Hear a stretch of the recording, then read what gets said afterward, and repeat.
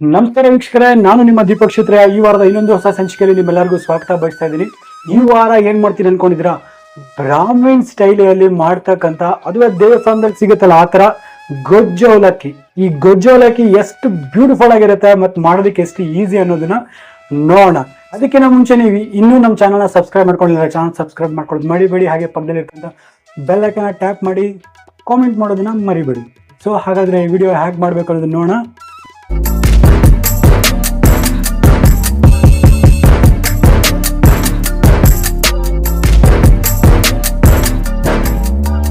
ಈ ಗೊಜ್ಜು ಅವಲಕ್ಕಿ ಮಾಡೋದಕ್ಕೆ ನಮಗೆ ಫಸ್ಟ್ ಬೇಕಾಗಿರ್ತಕ್ಕಂಥದ್ದು ಮೇನ್ ಇಂಪಾರ್ಟೆಂಟ್ ಥಿಂಗ್ ಬಂದ್ಬಿಟ್ಟು ಈ ಹುಣಸೆ ಹಣ್ಣಿನ ಹುಳಿ.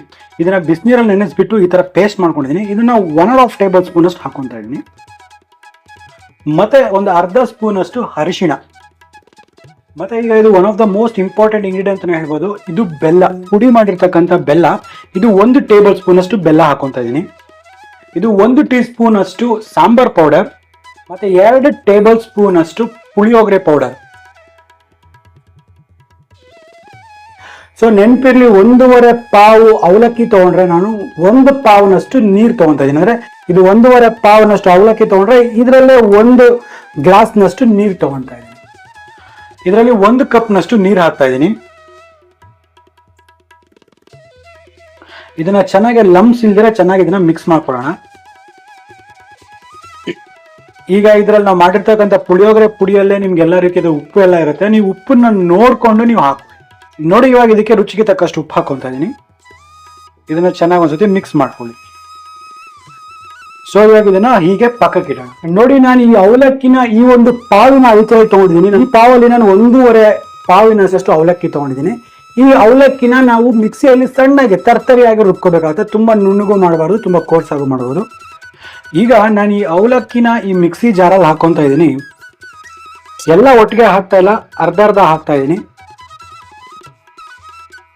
ಇದನ್ನ ತರ್ತರಿಯಾಗಿ ಇದನ್ನ ರುಬ್ಕೊಳ್ಳೋಣ.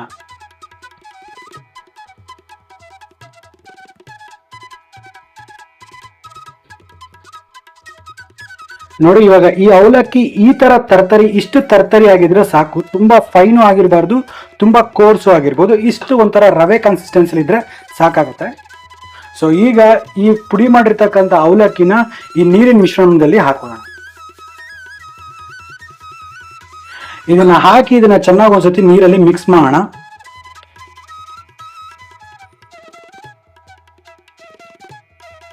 ಈಗ ಈ ಅವಲಕ್ಕಿ ತರಿನ ನಾವೇನ್ ಮಾಡ್ತೀವಿ, ನೀರಲ್ಲಿ ಮಿಕ್ಸ್ ಮಾಡಿರ್ತಕ್ಕಂಥ ನೀರಲ್ಲಿ ನಾವು ಒಂದು 20 ಮಿನಿಟ್ಸ್ ವರೆಗೂ ನೆನೆಯಾಗಿ ಬಿಡಬೇಕು. ಇದು ನೆನೆಯಾಗಿ ಬಿಟ್ಟಾಗ ಏನಾಗುತ್ತೆ, ಇದರಲ್ಲಿ ಇರ್ತಕ್ಕಂಥ ಮಾಯಿಶ್ಚರ್ ಎಲ್ಲ ಆ ಅವಲಕ್ಕಿ ಹೀರ್ಕೊಂಡು ಹುಡಿ ಹುಡಿಯಾಗಿ ಬರ್ಲಿಕ್ಕೆ ಹೆಲ್ಪ್ ಮಾಡುತ್ತೆ.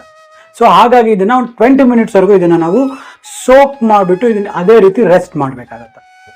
ಈಗ ಇದನ್ನ ಒಂದು 20 ಮಿನಿಟ್ಸ್ ಹೀಗೆ ನೆನೆಯೋದಕ್ಕೆ ಬಿಡೋಣ.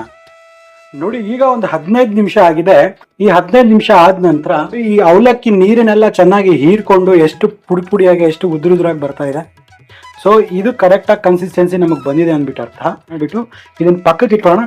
ಈಗ ಇದನ್ನ ಯಾವ ರೀತಿ ಒಗ್ಗರಣೆ ಹಾಕಬೇಕು ಅನ್ನೋದನ್ನ ನೋಡಿ. ಈಗ ಒಂದು ಕಡಾಯಿನ ನಾನು ಇಲ್ಲಿ ಬಿಸಿ ಮಾಡ್ಲಿಕ್ಕೆ ಇಟ್ಟಿದ್ದೀನಿ.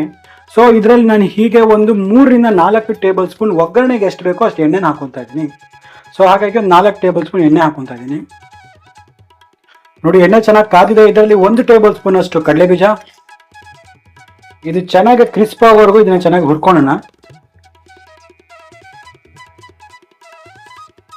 ಈಗ ಇದರಲ್ಲಿ ಒಂದು 1/4 ಟೀ ಸ್ಪೂನ್ ಅಷ್ಟು ಸಾಸಿವೆ, ಒಂದು ಅರ್ಧ ಟೀ ಸ್ಪೂನ್ ಅಷ್ಟು ಕಡಲೆಬೇಳೆ. ಈ ಒಗ್ಗರಣೆಯಲ್ಲಿ ಇಂಪಾರ್ಟೆಂಟ್ ಬಂದ್ಬಿಟ್ಟು ಹಿಂಗು. ನೋಡಿ, ಇದು ಒಂಥರ ಸಾತ್ವಿಕ್ ಫುಡ್ ಅನ್ನಂಗೆ. ಈ ಸಾತ್ವಿಕ್ ಫುಡ್ ಅಲ್ಲಿ ನಾವೇನ್ ಮಾಡ್ತೀವಿ, ಬೆಳ್ಳುಳ್ಳಿ ಮತ್ತೆ ಈರುಳ್ಳಿನ ಯೂಸ್ ಮಾಡೋದಿಲ್ಲ. ಸೊ ಯಾವಾಗ ನಾವು ಬೆಳ್ಳುಳ್ಳಿ ಮತ್ತೆ ಈರುಳ್ಳಿ ಯಾವಾಗ ಯೂಸ್ ಮಾಡೋದಿಲ್ವೋ ಆಟೋಮೆಟಿಕ್ ಆಗಿ ಅದರಲ್ಲಿ ಹಿಂಗಿನ ಪ್ರಯೋಗ ಬೇಕಾಗುತ್ತೆ.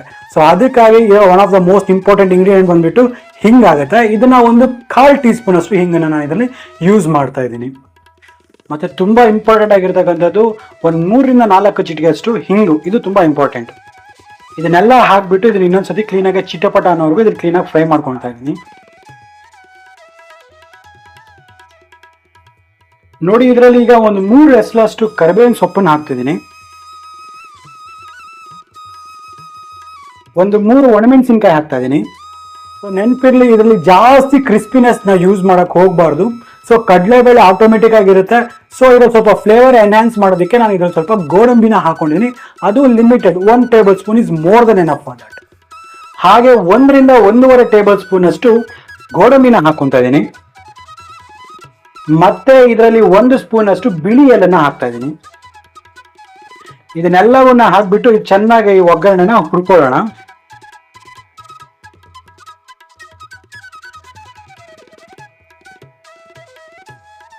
ನೋಡಿ ಈಗ ಈ ಒಗ್ಗರಣೆ ರೆಡಿ ಆಗಿದೆ.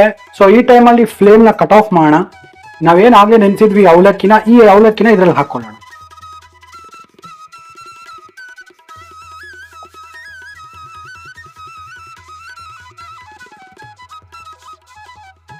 ಮತ್ತೀಗ ಇದರಲ್ಲೇ 1 ಕಪ್ನಷ್ಟು ಒಣಕೊಬ್ಬರಿ ತುರಿನ ಹಾಕೊಂತ ಇದ್ದೀನಿ.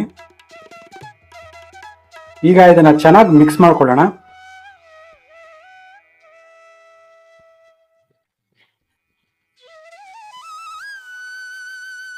ಈಗ ಇದನ್ನ ಕ್ಲೋಸ್ ಮಾಡಿಬಿಟ್ಟು ಒಂದು 2 ಮಿನಿಟ್ಸ್ ವರೆಗೂ ಲೋ ಫ್ಲೇಮ್ ಅಲ್ಲಿ ಇದನ್ನ ಕುಕ್ ಆಗ್ಲಿಕ್ಕೆ ಬಿಡೋಣ. ವಾವ್, ನೋಡಿದ್ರಲ್ಲ ಎಷ್ಟು ಬ್ಯೂಟಿಫುಲ್ ಆಗಿದೆ ಅಂದ್ಬಿಟ್ಟು. ನೋಡಿ ಈಗ ಬ್ರಾಹ್ಮಿನ್ ಸ್ಟೈಲ್ ಅಲ್ಲಿ ಮಾಡಿರ್ತಕ್ಕಂಥ ಈ ಗೊಜ್ಜು ಅವಲಕ್ಕಿ ರೆಡಿ ಇದೆ.